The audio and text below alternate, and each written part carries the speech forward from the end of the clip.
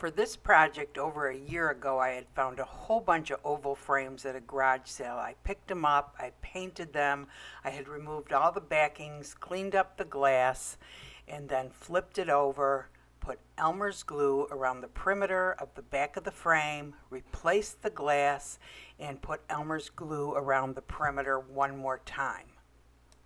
This serves two purposes. It helps to hold the glass in place, and it also helps to prevent resin leaks when you put resin on the other side. This needs to dry overnight and sometimes up to 24 hours depending on how much glue you use. This frame had actually been sitting around for a while and had a few scratches on it, so I thought instead of repainting it, I'll just distress it a little more and it'll look like it's supposed to be scratched. So that's what I did. I really do like the distressed look. Then I flipped it over and put painter's tape around the perimeter of the back, an extra precaution against resin leaks. Then I went on my Cricut site and I printed up some graphics from that. I actually copied and pasted into my Pages program. You could even copy and paste stuff like that into your Microsoft Word. And I printed it out, cut it out, taped it to the back of the glass, took clear Elmer's glue, put it around the perimeter of the little chickie, and then took a rhinestone chain. This is a 2mm rhinestone chain, I believe. And I just went around the Elmer's glue line, putting it right on top of it. And with Elmer's glue, you don't have to worry about if it gets onto the glass because it does dry perfectly clear. And when you put resin over it, it totally covers it up. For his feet, I did the same thing. I put clear Elmer's glue and this time used a 4mm darker color rhinestone chain, gold I believe, and used that to form his feet. I also used a rhinestone chain to form his beak and his eyes. It really should sit overnight to completely dry before you even attempt to put any glass on it. So next I took Ashland decorative filler. It's a reflective silver glass and Tamiya yellow translucent spray paint and sprayed the crushed glass with it. And this is such a bright, pretty color. I actually sprayed it once, let it dry for about a half hour, mixed it around, and sprayed it again. Use this spray paint all the time. It does not fade, it does not run. I have never had any problems with it. And here he is all dried, ready for the glass. So next I just went ahead and I put the glass in there, and I did take the back off because a lot of times you can't see if it has full coverage unless you do take the back off. So at some time before you resin, you need to take the paper off the back and look at it. Hold it up a little bit. Just don't tip it up. I've done that before and all the glass has fallen off. I used a little bit of orange glass and put it for the beak. And then I took the clear Elmer's glue and I went over all of the crushed glass with it to hold it in place. You do not have to do this, but I didn't know how long this project was going to take me, and I knew it was going to sit around, and I have a tendency to bump things and also a tendency to lift stuff up by accident and knock glass off, so I was just being extra precautious. And you do have to let it completely dry before you can pour the resin. Next, I took this white paint. It's a white iridescent paint, Artist Loft, and I painted the inside of the eyes, and I just it's kind of like a meringue consistency.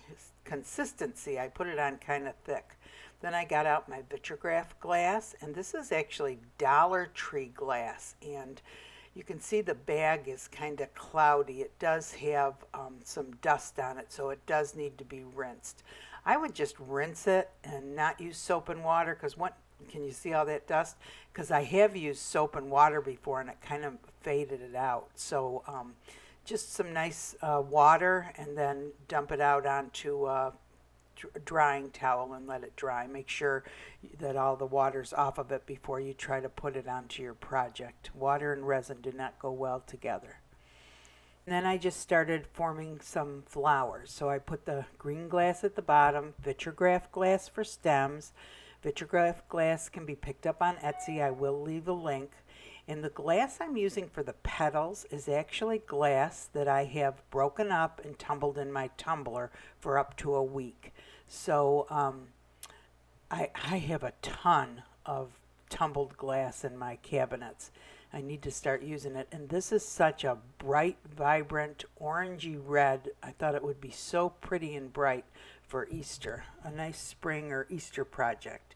Besides glass, the other things that I pick up at garage sales and thrift stores is jewelry, junk jewelry.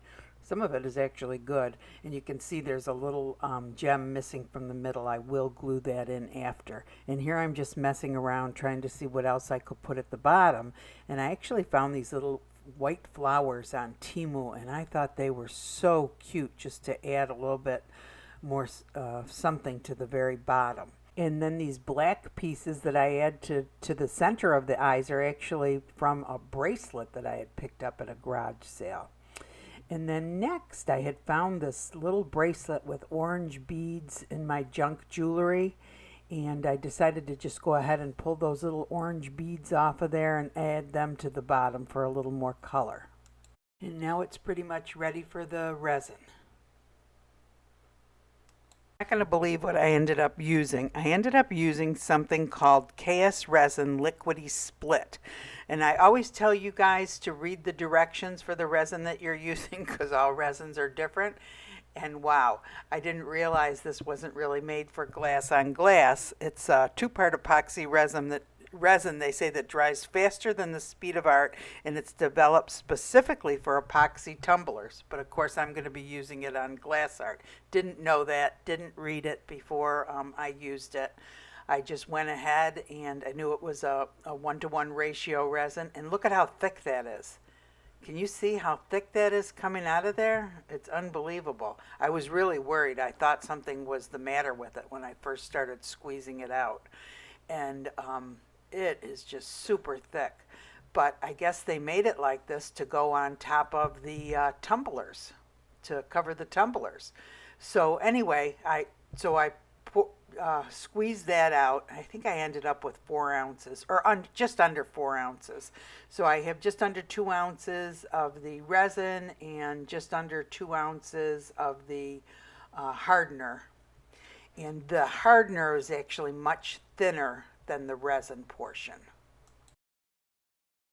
You see how fast that's coming out now compared to the resin portion, how I had to actually squeeze that out. So I did mix this for about 3 minutes, and I did do it very slowly. This is sped way up. It does get, cloudy, and it does create quite a few bubbles. I was kind of surprised, but I did it for about 3 minutes, became clear again with a lot of bubbles, and then I brought it in to put it on my project. At first I wasn't even going to use it. Can you see all those bubbles?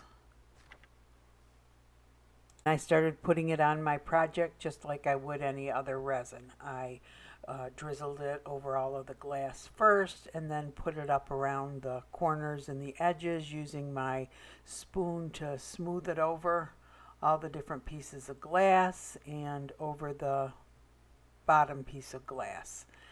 And I did use a toothpick to get any sediment out. You can see some small bubbles now. A lot of times if there's a lot of bubbles in a resin, I will set it aside for about 15 minutes, but this Liquidy Split resin has only a 15-minute work time, so I had to work fast. I used my kitchen torch to get rid of bubbles, and it pretty much got rid of all of them. There was a few larger ones that I kind of could move around and either scoop out or hit again with the torch and get rid of. It does say that it is dry in 3 to 4 hours and it has a 24-hour cure time. It does not say anything about the temperature, but I'm assuming it's about 75 degrees Fahrenheit. Come back several times after it was done to look for sediment, to hit it again with the torch. And with this having such a short work time, I really had to come back at like 5-minute intervals because I was afraid it was going to set up. So, as I always say, all resins are different. You need to read the directions for the resin that you are using. Hey everyone. I finished my little Easter chick.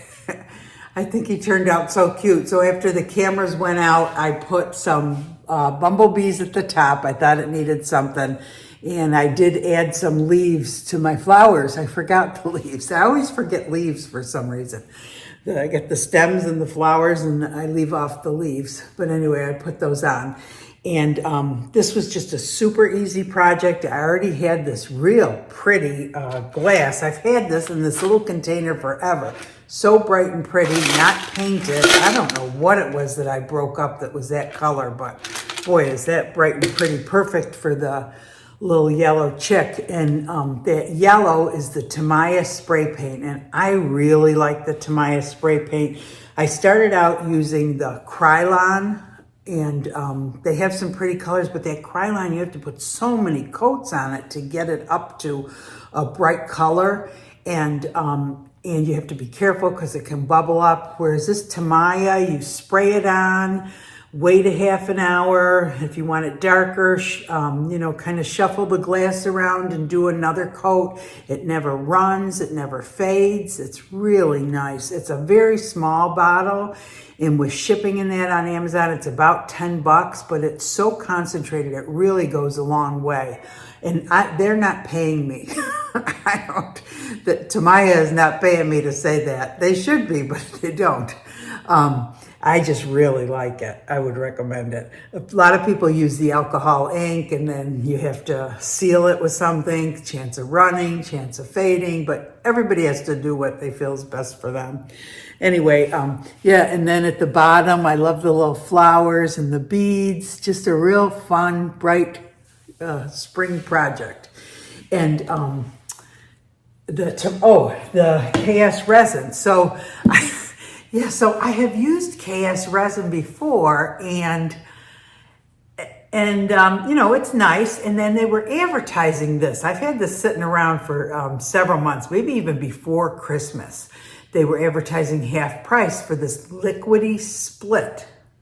Liquidy split resin, so it cures real fast. And I thought, I'll try that because it was half price. So normally this little thing here is $25. Now I wouldn't pay that for that. That's silly. But $12.50 free shipping. I thought, well, why not try it? And I'm sure if you buy a bigger container, it's cheaper by the ounce, but this little one's $25.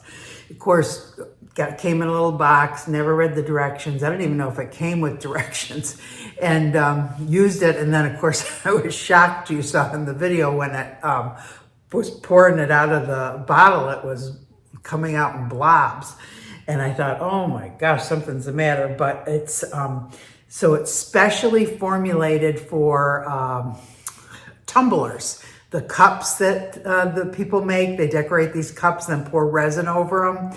And it spins on this little spinner thing, and the resin drips over it. And so because this is so thick, I suppose it would stick better. So, but anyway, it worked good on this. Maybe it's not just for the tumblers. So, crystal clear, bubble free, was really nice. And one of the things I always say to you guys at the end of my videos is read the directions for the resin you're using, because all resins are different, and I didn't take my own advice. But anyway, it all worked out. So I hope you guys enjoyed the video. I hope you learned something new. If you did, please give it a like. It really helps the channel. If you enjoy the channel, go ahead and subscribe.